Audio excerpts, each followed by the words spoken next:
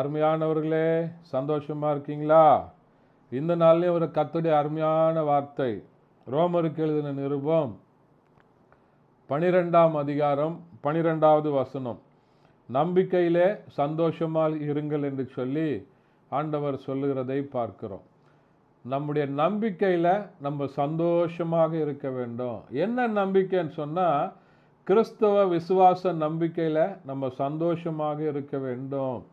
நம்முடைய பாவங்கள் எல்லாவற்றையும் ஆண்டவர் மன்னித்துட்டாரு அப்படின்ற ரட்சிப்பின் சந்தோஷம் நம்ம இருதயத்துக்குள்ள இருக்கும்போது, நம்ம என்ன சூழ்நிலைகளில் இருந்தாலும் சரி, இதை காட்டிலும் மேலான ஒரு ஆண்டவர் நம்ம கூட இருக்கிறார் அப்படின்ற ஒரு நம்பிக்கையில, அந்த உறுதியில நிச்சயமாக நம்ம சந்தோஷமாக இருப்போம்.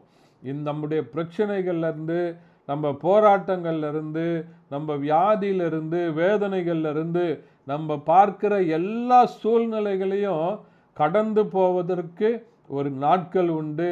நிச்சயமா என் கூட இருக்கிற ஆண்டவர் என்னை அற்புதமாக வழி நடத்துவார் அப்படின்ற நம்பிக்கையில நீங்க சந்தோஷத்தோடு ஒவ்வொரு நாளும் ஆண்டவருடைய சமூகத்தில் காத்திருக்க வேண்டியது அவசியமாக இருக்கிறது.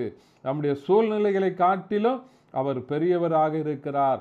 எனக்கு இருக்கிற எல்லாவற்றை காட்டிலும் ஆண்டவர் பெரியவராக இருக்கிறார். அவர் உயரமும் உன்னதமுமான கர்த்தர்.